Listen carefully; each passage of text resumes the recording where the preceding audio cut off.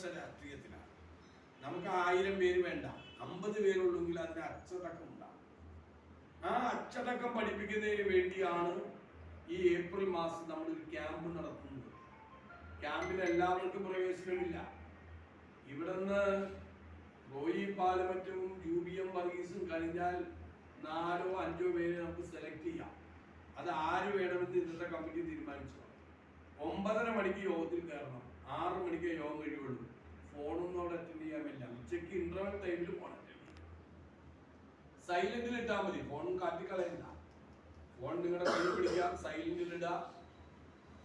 Emergency കോളുകൾ വരുമ്പോൾ party ലീഡർഷിപ്പിനെ അറിയിച്ച് പുറത്തിറങ്ങി അറ്റൻഡ് ചെയ്യാം, അല്ലെങ്കിൽ ലിസ്റ്റർ ടൈമിൽ അറ്റൻഡ് ചെയ്യാം. ഇതൊരു അച്ചടക്കം ഉണ്ടാകണം. നമ്മുടെ രാഷ്ട്രീയ നേതാവായി നിങ്ങൾ വളരണം. ഒരു പഞ്ചായത്ത് മെമ്പർ ആവാൻ, ബ്ലോക്ക് പഞ്ചായത്ത് മെമ്പർ ആവാൻ, ഒരു കോപ്പറേറ്റീവ് ബാങ്ക് ഡയറക്ടർ ആവാനൊക്കെ നിങ്ങൾക്ക് കഴിയൂ. MLA MP ഒന്നും ആവാൻ കഴിയില്ല. നമുക്കാർക്കും കഴിയില്ല. നമുക്ക് പരിമിതമായ സീറ്റുകളേ ഉള്ളൂ. പഞ്ചായത്തിൽ എങ്കിലും നമുക്ക് രക്ഷപ്പെടണമെങ്കിൽ നമുക്ക് രാഷ്ട്രീയമായ അവബോധം ഉണ്ടാകണം.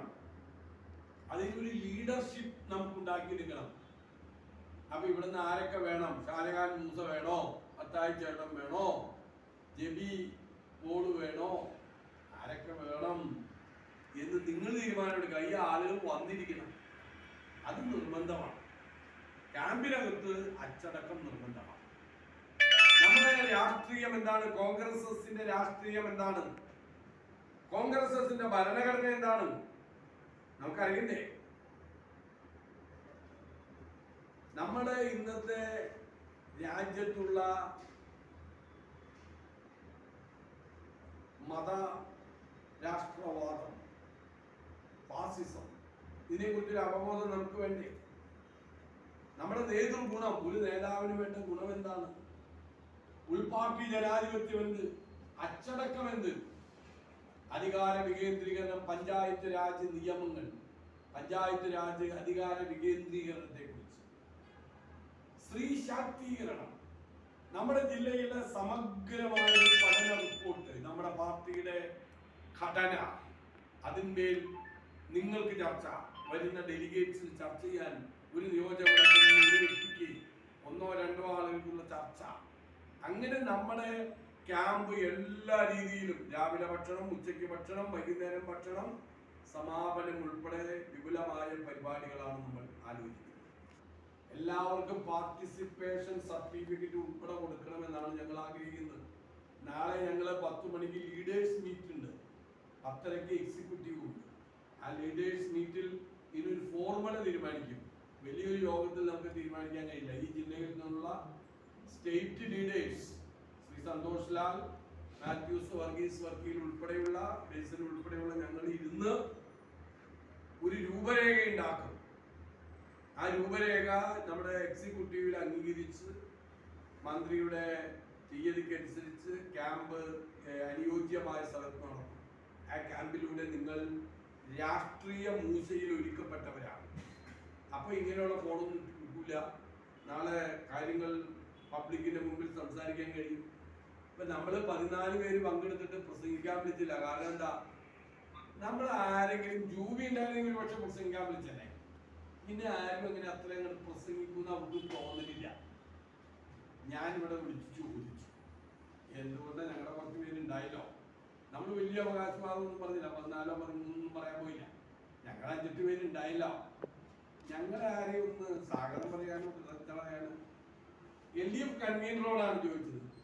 അപ്പൊ നിങ്ങളുടെ ഒരു ജൂബി ഉണ്ടായിരുന്നെങ്കിൽ സ്വാഭാവികമായിട്ട് പ്രസംഗിക്കാൻ കൊടുത്തതിനെ, പക്ഷെ വേറെ ഒരാളും അങ്ങനെ അത്രമാത്രം പ്രസംഗിച്ചത് കണ്ടിട്ടില്ല. ഞാൻ പറഞ്ഞ ഇവിടെ റോയി പാലമറ്റത്തിന് ഒരു സ്വാഗതമെങ്കിലും കൊടുക്കാൻ.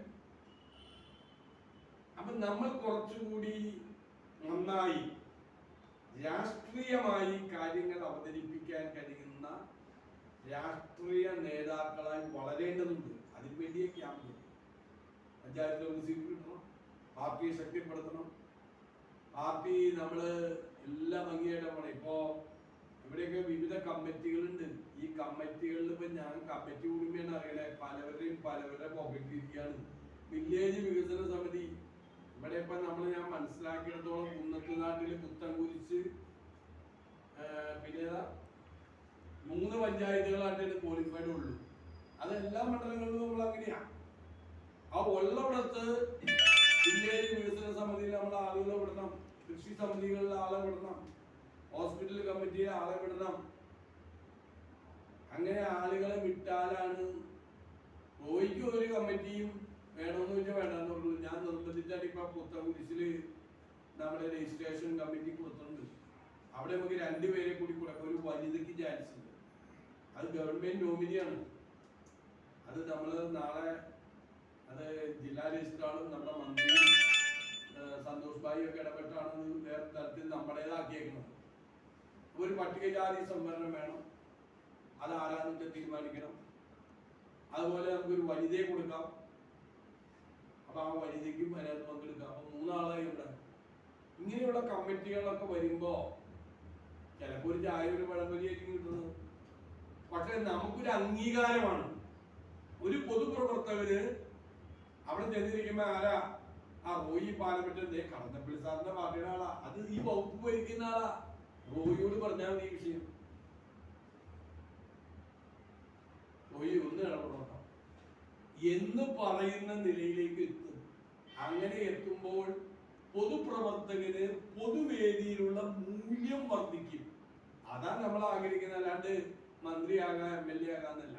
പൊതുപ്രവർത്തകന് പൊതുവേദികളിൽ, ഞാൻ ചോദിക്കട്ടെ, കഴിഞ്ഞ ദിവസം സന്തോഷ് ഭായി എന്നോട് സംഭവം പറഞ്ഞു. ഞാൻ സത്യത്തില് സ്തംഭിച്ചു നിന്നുപോയി. നമ്മുടെ പോലീസിന്റെ ചീഫായിരുന്ന ലോകനാഥ് ബെഹ്റ എറണാകുളത്ത് നടന്ന ഇൻഡസ്ട്രീസ് മീറ്റില് റോഡരികില് ആ കോമ്പൗണ്ടില് ആ വെറുതെ നിൽക്കുകയാണ്. കാരണം അദ്ദേഹം റിട്ടയർഡായി. അദ്ദേഹം താഴെ നിൽക്കുകയാണ്. മന്ത്രിമാര് വലിയ വലിയ നേതാക്കളൊക്കെ മുകളിൽ ഇരിക്കുക. അപ്പൊ രാഷ്ട്രീയ നേതാക്കൾക്ക് കിട്ടുന്ന ഒരു മഹത്വം വേറൊരു തലത്തിലും ഇല്ല.